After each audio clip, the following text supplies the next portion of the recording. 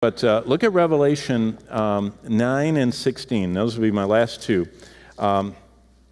In chapter 9 of Revelation, this is where America is going fast. Revelation 9, verse 20.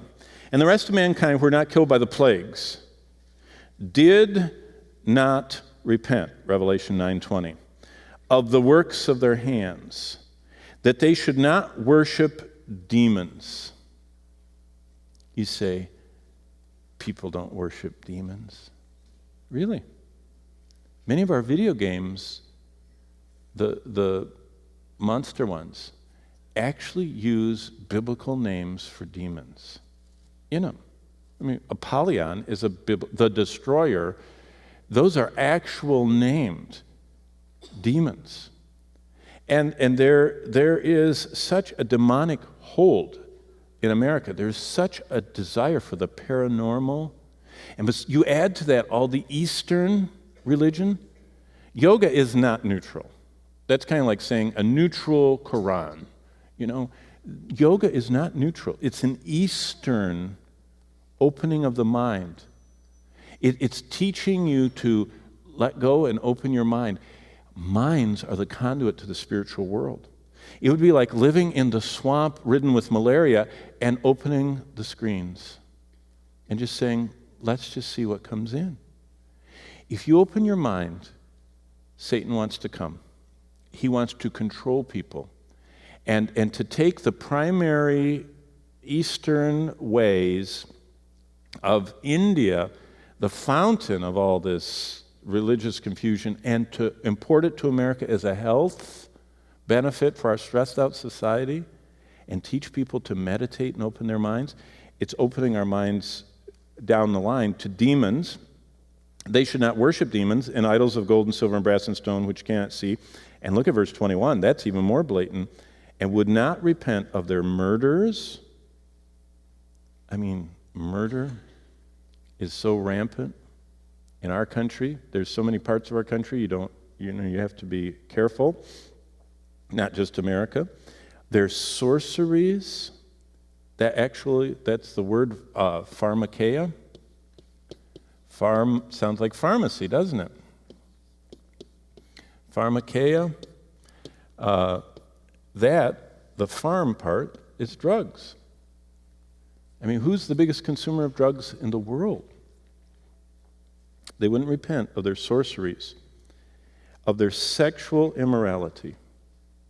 Who is the largest exporter of pornography in the world? America. We are.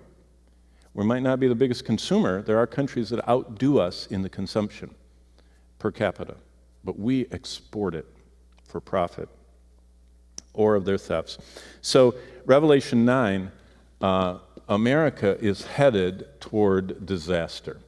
Any nation that denies the Creator and the creation that He created, that He is the author of that denies the judge and the ultimate responsibility, and we can't even publicly, as a nation, talk about our Redeemer, Jesus Christ. I mean, He's taboo.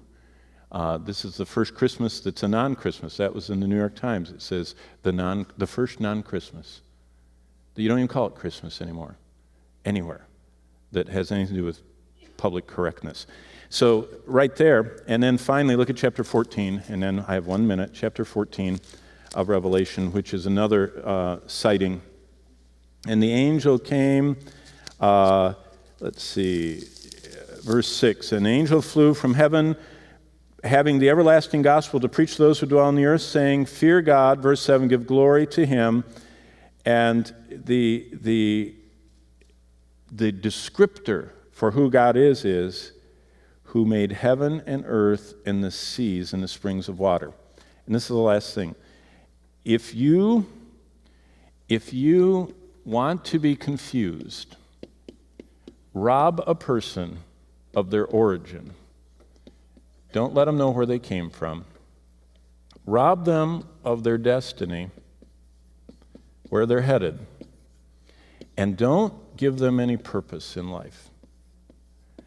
And our Creator gives us our origin. Our Redeemer, we were bought at a price, and we have a purpose to live, and it fills our lives. And He is the judge. And He is the one that's already told us in Revelation the destiny of this world. And every creature in the sea is going to die, and the sun's going to flare out, and stuff's going to start raining to earth, and God's going to unlock the demon hordes, and we know what's coming, and we know where we came from. Well, no one believes in creationism anymore. You certainly can't talk about Jesus Christ, and don't be judgmental. And so people have no idea where they came from. They have no idea why they're here, because they evolved and they don't know what, and they have no idea where they're going. And America is past hope as far as being a Christian nation. We never were a Christian nation. But what we're supposed to do is still go into all the world and lead individuals to Christ. I don't ever think we're going to have a national revival. I wouldn't lay awake at night hoping for it.